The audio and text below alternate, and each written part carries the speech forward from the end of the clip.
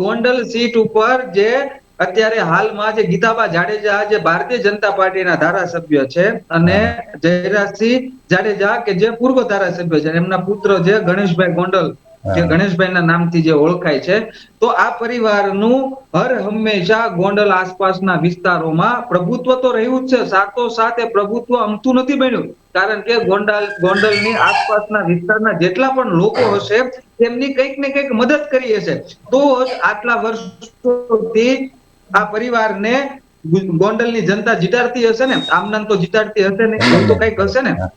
અને રહી વાત આ જિગીશાબેનની, તો જિગીશાબેનનો જે સ્વભાવ અને જિગીશાબેનની જે પ્રકૃતિ જે રહી છે એ આંદોલનકારી તરીકેની રહી છે.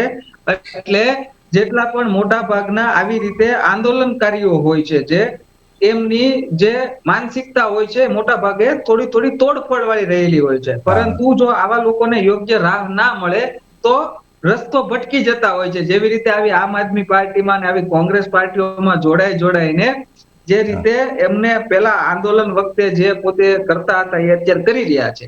કે આ લોકો જેમ દિવસ ફરે જેમ રાત પડે એમ આ દિવસ અને રાતની જેમ ફરી જવા વાળા માણસો છે. આમને તમારી ભાવનાઓ સાથે, આમને તમારી લાગણીઓ સાથે, કે આમને તમારી વેદનાઓ સાથે આમ આદમી પાર્ટીના નેતાઓને કઈ લેવા દેવા નથી. અને ખાસ કરીને ગોપાલ ઇટાલિયાને કઈ લેવા દેવા નથી. આ એ જ ગોપાલ ઇટાલિયા છે કે જેને સનાતન હિન્દુ ધર્મનો એટલો પૂર જોશમાં એટલા ખરાબ શબ્દો બોલીને વિરોધ કર્યો છે કે આ ગોપાલ ઇટાલિયાને મોઢું કાળું કરીને ઊંધા ગધેડે બેસાડીને આનું ગામની અંદર સરઘસ કાઢવામાં આવે ને તો આ ગોપાલ ઇટાલિયાને ઉપર જે દાજ છે ને એ દાજ જાય એમ નથી, એટલો એ સનાતન હિન્દુ ધર્મ વિરોધી બોલ્યો છે. અને એ પણ કોના માટે, શેના માટે? કોઈ પણ કારણ વગર કોઈ પણ એવો બનાવ નથી બન્યો કે જેના કારણે ગોપાલ ઇટાલિયાએ સનાતન હિન્દુ ધર્મ વિરોધ આવું બોલવું પડે.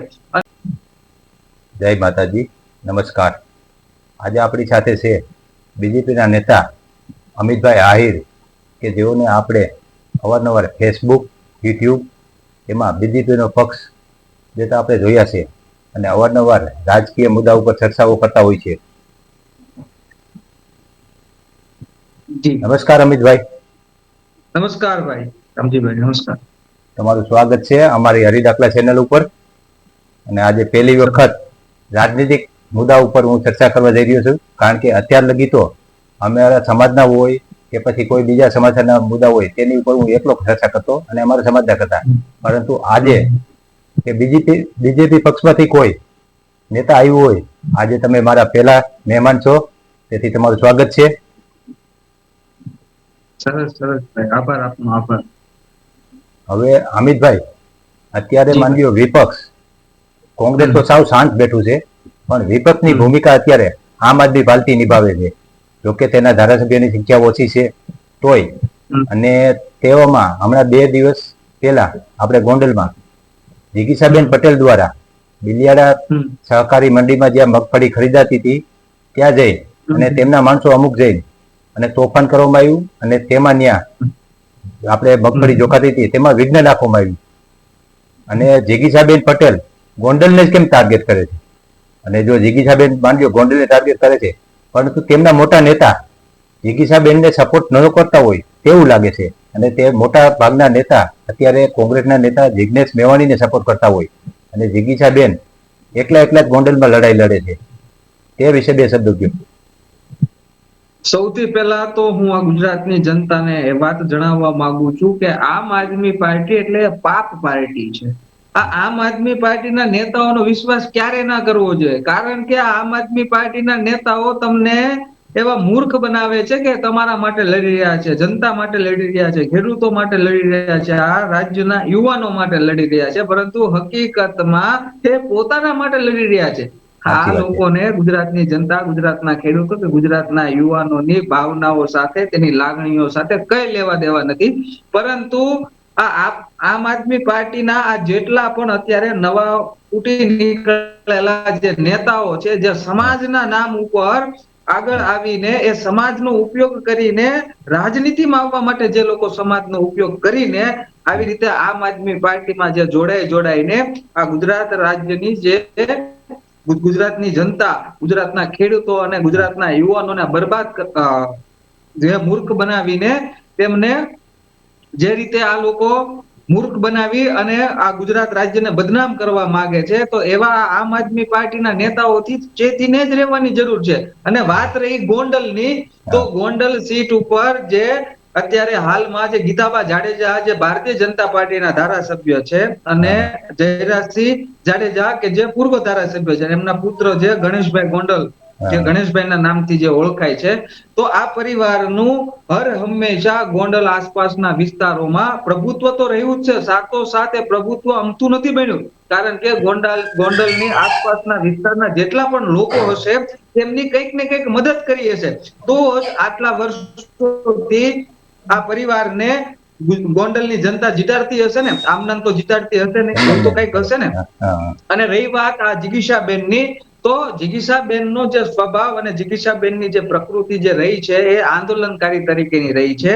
એટલે જેટલા પણ મોટા ભાગના આવી રીતે આંદોલનકારીઓ હોય છે, જે એમની જે માનસિકતા હોય છે, મોટા ભાગે થોડી થોડી તોડફોડ વાળી રહેલી હોય છે. પરંતુ જો આવા લોકોને યોગ્ય રાહ ના મળે તો રસ્તો ભટકી જતા હોય છે. જેવી રીતે આવી આમ આદમી પાર્ટીમાં ને આવી કોંગ્રેસ પાર્ટીઓમાં જોડાઈને જે રીતે એમને પેલા આંદોલન વખતે જે પોતે કરતા હતા, એ અત્યારે કરી રહ્યા છે. એમાં કોઈ નવાઈની વાત નથી, અને ગુજરાતની જનતાને ખબર જ છે.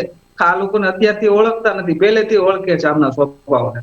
એટલે ગોંડલની સીટ ઉપર જે આમ આદમી પાર્ટી આ ખોટી રીતે મહેનત કરી રહી છે, એ ખાલી ગુજરાતની જનતાને મૂર્ખ બનાવવા માટે થઈને અને મીડિયાના સમાચાર પત્રોમાં આવવા માટે થઈને આ પ્રક્રિયા છે, જેથી કરીને આમ આદમી પાર્ટી સોશિયલ મીડિયામાં અને ન્યૂઝપેપરમાં હાઇલાઇટ રહે. બાકી બીજો કોઈ વિષય નથી. અને બીજો પ્રશ્ન આપણે છે કે વિપક્ષના નેતા ગમે તે હોય, આમ આદમી પાર્ટી હોય કે પછી કોંગ્રેસ હોય, રાજા ભાગે ખેડૂતની રાજનીતિ કરે છે અને ખેડૂતને ખંભે રાખીને જ બંદૂક ફોડવા માંગે છે. તેમના મુદ્દા તો બીજા કોઈ હોતા જ નથી. કારણ કે આપણો ભારત દેશ આપણો કૃષિ પ્રધાન દેશ છે, અને ભારતના એક રીઢની હડ્ડી જેમ ગણીએ તો એમ ખેડૂત એ ભારત દેશની રીઢની હડ્ડી ગણાય. કારણ કે આખા ભારત દેશને અનાજથી લઈને શાકભાજીથી લઈને હરેક એવી જીવન જરૂરિયાત વસ્તુઓ ખેડૂતો પૂરી પાડતા હોય છે. અને આ લોકોને એવું વહેમ છે કે જો ખેડૂતો આપણી પડખે ઊભા રહે તો આપણે અમુક ટકા એ ખેડૂતોના મત લઈને આપણે સરકાર બનાવી શકીએ. આમ આદમી પાર્ટી અને આ કોંગ્રેસના બધા જે બે પાર્ટી છે, તેને આવી રીતે એક વહેમ છે.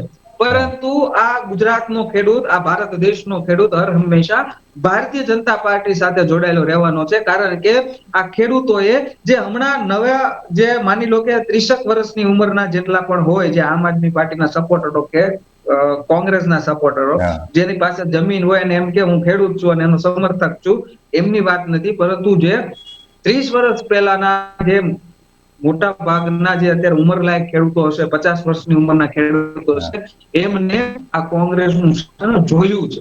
આ કોંગ્રેસના શાસનમાં જે વીજળી ખેતી કરવા માટે થઈને જે વીજળીની જરૂર પડે છે, રાત્રે પાણી વાળવા માટે થઈને, એ વીજળી કોંગ્રેસના રાજમાં તો એ વીજળી શું કહેવાય એ ઘણા ખેડૂતોને નહોતી ખબર. અને આ કોંગ્રેસનું શાસન જોયું છે, અને આ કોંગ્રેસના શાસનને એ જોયા પછી એમને ભારતીય જનતા પાર્ટીને મત આપવાનું ચાલુ કર્યું છે. ને છેલ્લા 30 વર્ષથી ભારતીય જનતા પાર્ટી આ ગુજરાતની અંદર સત્તા ઉપર છે, અને ખેડૂતો માટે હર હંમેશા ભારતીય જનતા પાર્ટીએ ખેડૂતના હિતોના જ કાર્ય કર્યા છે. અમુક એવા 10-12 કામો હોય, એમાંથી કદાચ ભારતીય જનતા પાર્ટીથી એકાદ કામ ના થઈ શક્યું હોય, તો એ જે 9 કામ હિતના કર્યા હોય, એ આપણે ભૂલી ના જવું જોઈએ. અને કોંગ્રેસના રાજમાં જે ખેડૂતોએ મુશ્કેલીઓ જે વેઠી છે, એ ખેડૂતોને ખબર છે. એટલે જ આ અત્યાર સુધી આ કોંગ્રેસને આ ખેડૂતોએ ગુજરાતની સત્તા ઉપર આવવા નથી દીધી. અને આ નવી આમ આદમી પાર્ટી બનીને આવી છે, ખેડૂતોને ખંભે બંદૂક ફોડીને પોતાની રાજનીતિ કરવા માંગે છે. તો એ આમ આદમી પાર્ટીને હું જણાવવા માંગુ છું, તેના નેતાઓને પણ હું જણાવવા માંગુ છું કે આ એ ખેડૂત છે કે જેને મુશ્કેલીઓ વેઠી છે, મુશ્કેલીઓ શું હોય એ જોયું છે. અને એ મુશ્કેલીઓ જોઈ અને વેઠા પછી જે ભારતીય જનતા પાર્ટીએ જે ખેડૂતોને સન્માન આપ્યું છે, એ આ ગુજરાતના ખેડૂતો જાણે છે. હા, અમુક ખેડૂતો, કારણ કે ખેડૂતો નિર્દોષ અને ભોળા હોય છે, તો ક્યારેક આવી ખોટી વાતોમાં આવી જતા હોય છે. પરંતુ ચૂંટણી ટાઈમે એ કમળનું બટન દબાવીને જ ભારતીય જનતા પાર્ટીને મત આપીને જીતાડે છે. આ પરંપરા ગુજરાતમાં વર્ષોથી રહી છે, ને આવનારા 20 વર્ષ સુધી તો હજી મને દેખાઈ રહ્યું છે કે ગુજરાતના ખેડૂતો ક્યારેય ભારતીય જનતા પાર્ટીનો હાથ નથી છોડવાના. અને બીજી વાત ગુજરાતના ખેડૂતોને હું એ પણ વિનંતી કરું છું કે આમ આદમી પાર્ટીના લોકો જે રીતે આ ખેડૂતોને ગુમરાહ કરીને ખેડૂતોને ખોટા વાયદા વચનો આપી અને જે રીતે મૂર્ખ બનાવવાનો પ્રયાસ કરે છે, તો આ ગુજરાતના ખેડૂતોને હું એક એવી વિનંતી કરવા માંગુ છું કે દિલ્હીમાં 10 વર્ષ સુધી અરવિંદ કેજરીવાલે રાજ કર્યું અને પંજાબમાં હાલ આમ આદમી પાર્ટીની સરકાર ત્યાં રાજ કરી રહી છે. 3.5 વર્ષ આમ આદમી પાર્ટીને પંજાબની અંદર થઈ ગયા અને પંજાબની અંદર તો ખૂબ મોટા પ્રમાણમાં ખેડૂતો છે અને આમ આદમી પાર્ટી એ ખેડૂતોને ભોળપણનો ફાયદો લઈને ખેડૂતોને ખોટા ખાલી વચનો આપીને આમ આદમી પાર્ટી સરકારમાં આવી.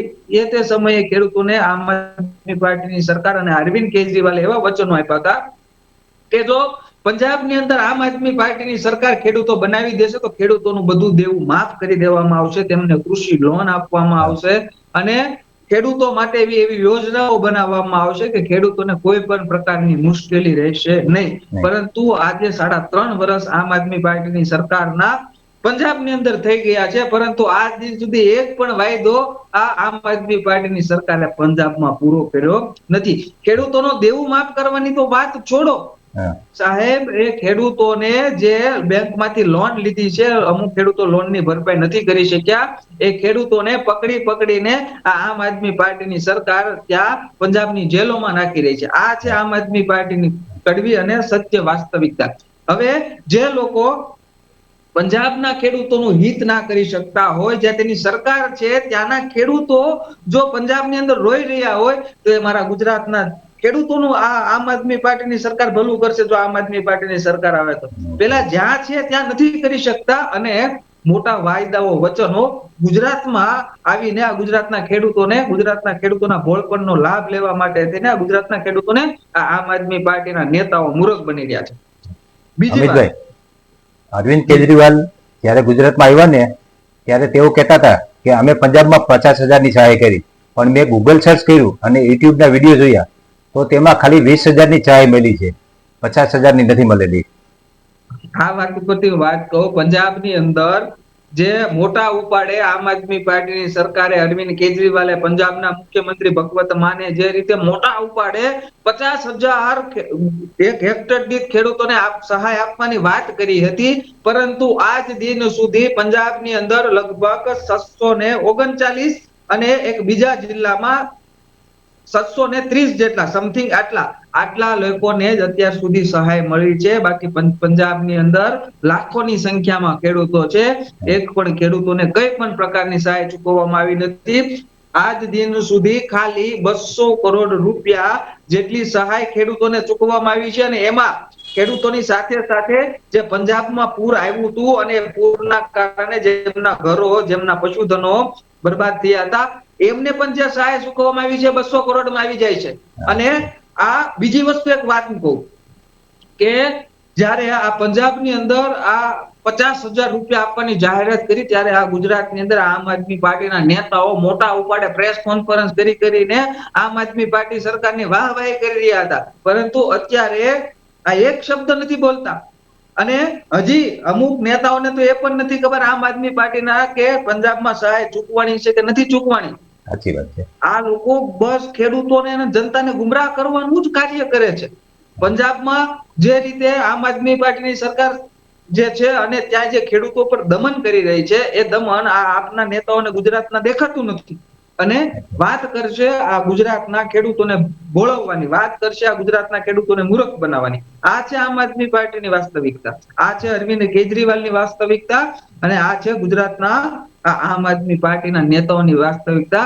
આના આમ આદમી પાર્ટીના નેતાઓના અસલી ચહેરાને ગુજરાતની જનતાએ ઓળખી લેવા જોશે, ગુજરાતના ખેડૂતોએ ઓળખી લેવા જોશે અને આ ગુજરાતના યુવાનોએ ખાસ કરીને આમ આદમી પાર્ટીના અસલી જેના નેતાઓ છે તેના અસલી ચહેરા ઓળખી લેવાની જરૂર છે.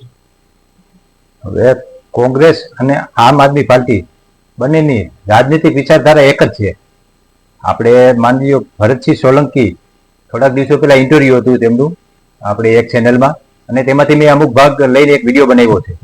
તેમાં ભરતસિંહ સોલંકી કહે છે કે કોંગ્રેસ અને આમ આદમી પાર્ટીની વિચારધારા એક છે, તેથી અમે કોંગ્રેસને ઓલા આમ આદમી પાર્ટીને અમારા કોંગ્રેસમાં સમાવી લેવા, એમના કાર્યકર્તા નેતાઓને અમારી કોંગ્રેસમાં સમાવી લેશું, અમારી વાતચીત ચાલે છે. અને બીજું કે જો આ બેની વિચારધારા એક હોય તો એકાબીજા આરોપ કેમ રાખે છે કે કોંગ્રેસ વાળા એમ કે આમ આદમી પાર્ટી બીજેપીની બે ટીમ છે, અને આમ આદમી પાર્ટી વાળા એમ કે કોંગ્રેસ બીજેપીની બે ટીમ છે. આ બાબત હું તમને વાત કહું, હા હું માનું છું કોંગ્રેસ અને આમ આદમી પાર્ટીની બંનેની વિચારધારા એક છે. કઈ રીતે કે રાષ્ટ્ર વિરોધી આ દેશના પ્રેમ કરવાના બદલે આ દેશને તોડવા વાળી ગેંગોની સાથે મળીને કામ કરવાની જે વિચારધારા છે આમ આદમી પાર્ટી અને કોંગ્રેસની બે એક સમાન છે. આ રાષ્ટ્ર વિરોધી જે વિચારધારા છે કોંગ્રેસ અને આમ આદમી પાર્ટીની એક સમાન છે. સનાતન હિન્દુ ધર્મ વિરોધી જે વિચારધારા છે કોંગ્રેસની અને આમ આદમી પાર્ટીની એ વિચારધારા એક જ છે. આવી તો કેટલી વિચારધારાઓ કોંગ્રેસ અને આમ આદમી પાર્ટીની એક જ છે. એમાં કઈ ખોટું નથી કીધું ભરતસિંહ સોલંકી. આ કોંગ્રેસ અને આમ આદમી પાર્ટીની વિચારધારા એક જ છે. એ એક ખાસ કોમ માટે થઈને, એના મત લેવા માટે થઈને આ કોંગ્રેસની અને આમ આદમી પાર્ટીની વિચારધારા એક જ છે. એમાં કઈ ખોટું નથી કીધું, સત્ય વાત કીધી હમણાં વાત હા કે આ આમ આદમી પાર્ટી બોલો. બીજી વાત કે આ આમ આદમી પાર્ટી અને આ કોંગ્રેસ પાર્ટી એ બંને પાર્ટીઓએ ક્યારે જનતાના હિત માટેની આ લોકોની વિચારધારા રહી જ નથી. જો આ લોકોએ જનતાના હિત માટેની વિચારધારા હોત તો આ લોકો એકબીજા સાથે ગઠબંધન કરે છે અને ક્યારે ગઠબંધન તોડી નાખે છે ને આ અત્યારે કૂતરા બિલાડાની જેમ સોશિયલ મીડિયામાં આમ આદમી પાર્ટીના નેતાઓ અને કોંગ્રેસના નેતાઓ બાંધી રહ્યા છે. અરે બાંધવાની તો વાત છોડો, આ લોકો પેલા એકબીજા સાથે બેસીને ગઈ વિધાનસભાની ચૂંટણીમાં, લોકસભાની ચૂંટણીમાં તમે જોયું હશે, ગઈ લોકસભાની ચૂંટણીમાં આ બંને સાથે મળીને કોંગ્રેસ પાર્ટી અને આમ આદમી પાર્ટી ગુજરાતની અંદર ચૂંટણીઓ લડતી હતી. આ છે કોંગ્રેસની અને આમ આદમી પાર્ટીની માનસિકતા. આ બંને વિચારધારા તો એક થાય જ ને. અને અત્યારે આ લોકો બાંધી રહ્યા છે. આ જ કોંગ્રેસના નેતાઓ આમ આદમી પાર્ટીના નેતાઓ સાથે બેસીને રોજ સવારે ચા પાણી પીને ગાંઠિયા ખાઈને આ બંને આમ આદમી પાર્ટી અને કોંગ્રેસના નેતાઓ એકબીજાનો પ્રચાર કરવા માટે તે નીકળતા હતા અને સ્ટેજ ઉપરથી માઇકનું ઘૂંઘરું હાથમાં આવી જાય એટલે ભારતીય જનતા પાર્ટીના નેતાઓ વિશે મન ફાવે એવી ટિપ્પણીઓ એક સ્ટેજ ઉપર બેસીને આ કોંગ્રેસના અને આમ આદમી પાર્ટીના નેતાઓ કરતા હતા. શા માટે? કારણ કે સત્તા જોઈતી હતી. સત્તા મેળવવા માટે થઈને આ આમ આદમી પાર્ટી અને આ કોંગ્રેસ પાર્ટી એટલી નીચે હદ સુધી જઈ શકે છે એ ગુજરાતની જનતા અને ગુજરાતના ખેડૂતો અને ગુજરાતના યુવાનોએ જાણી લેવાની જરૂર છે. આ લોકોને ગુજરાતની જનતા સાથે કે ખેડૂતો કે યુવાનો સાથે કઈ લેવા દેવા નથી આ બે પાર્ટીને. બસ આમને તો સત્તા જોઈએ છે, ખુરશીઓ જોઈએ છે અને સત્તા ઉપર આવીને આ વિકસિત ગુજરાતને કઈ રીતે ઠોલી ખાવું છે, બસ આના જ સપના આમ આદમી પાર્ટી અને કોંગ્રેસ પાર્ટીના નેતાઓ જોઈ રહ્યા છે.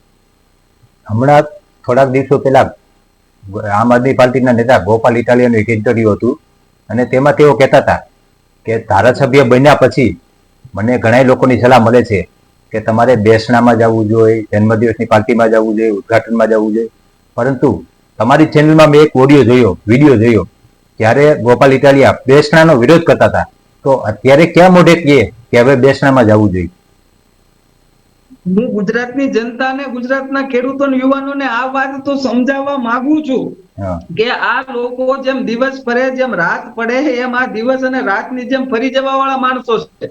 આમને તમારી ભાવનાઓ સાથે, આમને તમારી લાગણીઓ સાથે કે આમને તમારી વેદનાઓ સાથે આમ આદમી પાર્ટીના નેતાઓને કઈ લેવા દેવા નથી અને ખાસ કરીને ગોપાલ ઇટાલિયાને કઈ લેવા દેવા નથી. આ એ જ ગોપાલ ઇટાલિયા છે કે જેને સનાતન હિન્દુ ધર્મનો એટલો પૂર જોશમાં એટલા ખરાબ શબ્દો બોલીને વિરોધ કર્યો છે કે આ ગોપાલ ઇટાલિયાને મોઢું કાળું કરીને ઊંધા ગધેડે બેસાડીને આનું ગામની અંદર સરઘસ કાઢવામાં આવે ને તો આ ગોપાલ ઇટાલિયાને ઉપર જે દાજ છે ને એ દાજ જાય એમ નથી. એટલું એ સનાતન હિન્દુ ધર્મ વિરોધી બોલ્યો છે. અને એ પણ કોના માટે, શેના માટે?